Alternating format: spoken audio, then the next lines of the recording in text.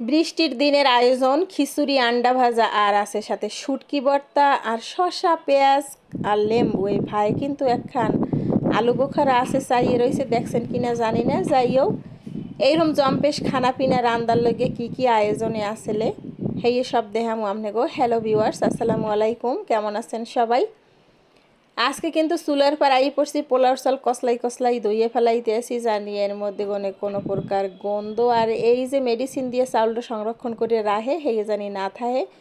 চাউলটা ধোয়ার পর কিন্তু ডাইল ধুইতে আইয়ে পড়ছি। ডাইল ধোয়ার কালে একটা টিপস হেয়ে কম আমনে গো, এরকম কসলাই কসলাই ধুইয়া একটা জাফিতে করে ধুইতে হইবে। কারণ এই যে দেখেন অনেকগুলো ক্ষুদ্র ক্ষুদ্র এই যে কালো কালো থাকে ডাইলের কণা, যেটা এই কণাগুলো কিন্তু যদি আপনি একটা পাতিলে নিয়ে ধোয়েন হলে যাইবে না। এইটা ধোয়ার জন্য এই ঝাঁপির টেকনিক অবলম্বন করলে সব ময়লা শলা একলগে চললে যাইবে। এইবার কিন্তু আমি এই একটা ছাকনির মধ্যে ডাইল আর চাউল সব নিয়ে নিছি। এইখানে বিশেষ একটা ডাইল নিছি, মুগ ডাল আর মুসুরি ডাল। এই দুইটা ডাইল দিয়া খিচুড়ি রানলে কিন্তু খাইতে বেমালাই মজা লাগে। আর মুগ ডালটা তো অবশ্যই ভাজা হইতে হইবে। এই যে দেখেন কি কি লইছি, পেঁয়াজ, কাঁচামরিচ, রসুন কুচান্যা আর আলু কাটতে লইছি। আর এই যে খিচুড়িটা রান্না করবো, এই খিচুড়িটা কিন্তু সব কোনো বাটা মশলা ব্যবহার করা হইবে না, সব গোটা মশলা দিয়ে রান্না করা হইবে।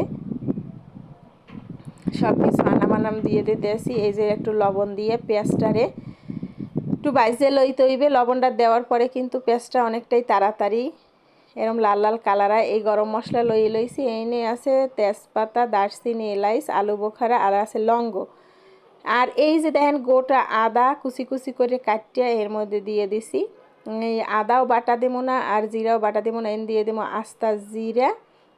এই জিরাটা যে কালে খাওয়ার কালে সাবান পড়বে, শরীরের মধ্যে এখন বাবাইয়ে যাইবে। যাই হোক, এটা যারা না খাইছেন এরম হেরা বুঝবেন না। একদিন খাইয়ে লইয়া এইপর কথাটার লাগে মিলেই দেখবেন যে আসলে যা কইছি এটা হাসা না মিশা। এরপরে আমি আলু দিয়ে দিমু, কারণ এখন বর্তমানের আলু কিন্তু বেমালাই শক্ত, হেজতে চায় না। এর লগে মশলার লাগে আলুটা আগে একটু কষাই লমু, কষানোর পর দিয়ে দিমু চাউল ডাল যে আগে পানি সেঁকতে থইছিলাম, এইটা দিয়ে বেশ খানিকক্ষণ সময় কিন্তু কষাই লইতে হইবে। খিচুড়ির আসল মজা হইছে এই কষানোর উপরে। এখন দিয়ে দিমু হলুদের গুঁড়া আর মরিচের গুঁড়া। এরপরে দিয়ে দিতে হইবে একটু ধনিয়ার গুঁড়া। এই সব দিয়া এরপরে এই তেলের উপরে ডাল চাউলটারে কষাই লইতে হইবে। যত বেশি ভাজা ভাজা করা যাইবে খিচুড়িটা এগোনে অত বেশি গ্রান ছড়াইবে, আর খিচুড়িটা কিন্তু খাইতেও বেশ মজা রইবে। যাই হোক, ভাজা টাজা কিন্তু একদম শেষের দিকে অনেকটাই ঘটবাস আইতে আছে, একদম বাসা ভরে গেছে ঘেরানে, মনে হইতেছে খিচুড়ি রান্না হয়ে গেছে। এই পর্যায়ে কিন্তু পরিমাণ মতো পানি দিয়ে দিতে হইবে, যতটুকু পানি লাগবে খিচুড়ির চাউল আর আলু দেওয়ার পরে। এরা যার যার অনুমান অনুযায়ী দিয়ে দেবেন, এখানে কোনো মাপা জোপার কিছু করি নাই, মাফাই দিয়ে দিছি। যাই হোক, এরপর একটু লাইটে সাইডে দিতে হইবে বলক না হওয়া পর্যন্ত। চুলার আঁচ কিন্তু এই পর্যায়ে একটু বাড়াই দিছি। বাড়ানোর পরে মনে হইতেছে যে লবণ কিন্তু যা দিলাম হ্যার চাইতে আর একটু বেশি দেওয়া লাগবে। হেয়ে দিয়ে একটু ডাকিয়ে থুইছি যাতে পানিটা তাড়াতাড়ি গরম হয়ে যায়, যেহেতু এনে গরম পানি ব্যবহার করা হয় নাই। এই দিয়ে টিয়ে বইয়ে থাকবো। ভাই কিন্তু এরম কাঁচা আম বানাই লইছি, কাঁচা আর আদা পাহা, যাই হোক এই বানাইটা নেই খাইতে আসি। আর এনে কাটতে লমো কিন্তু এই শসা, পেঁয়াজ, গাজর আর হলো লেম্বু। কারণ খিচুড়ি খাইতে হলে তো এই উপকরণগুলো অবশ্যই লাগবে। এই যে দেখতে পাচ্ছেন ঢাকনাটা উড়েই দেই কি খালি ফুটতে আছে।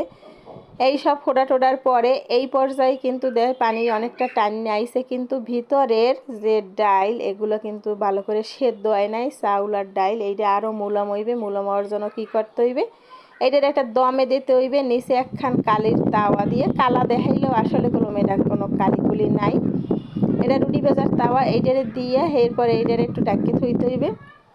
ডাকিয়ে থইলে ভিতরে যে সেদ্ধ হয়েছিল না যে ডাইল আর চাউল, এইটা কিন্তু একদম সেদ্ধ হয়ে যাবে। এই যে দেখেন 10 থেকে 15 মিনিট পর আইয়ে দেখি যে সেদ্ধ হয়ে গেছে। পানি হালকা একটু আছে, যেটু আছে এটু কিন্তু চুলার যে তাপ আছে, চুলাটা এই পর্যায়ে বন্ধ করে দিমু। দিয়ে থুইয়ে আর ওদিকে যাবো এই শশা মশা কাটতে। এগুলো কাটাকাটি হয়ে গেছে। দেন একবারই শশা কাটতে লইছি, কারণ খিচুড়ি তো বেমালা করা জিনিস, সেইটারে আবার আলগা করতে হইলে এরকম শশা শাশি খাইয়ে লইতে হইবে। আর এই হয়েছে পরিবেশনের পরে প্লেটে লইছি, খাওয়ার পালা। এরম কারা কারা বর্ষার দিনে খিচুড়ি রাইন্দে খাইছেন, আর যারা খান নাই হেরা রাইন্দে খাওয়ার চেষ্টা করবেন। এতক্ষণ যারা সাথে ছিলেন সবাইকে ধন্যবাদ। আল্লাহ হাফেজ।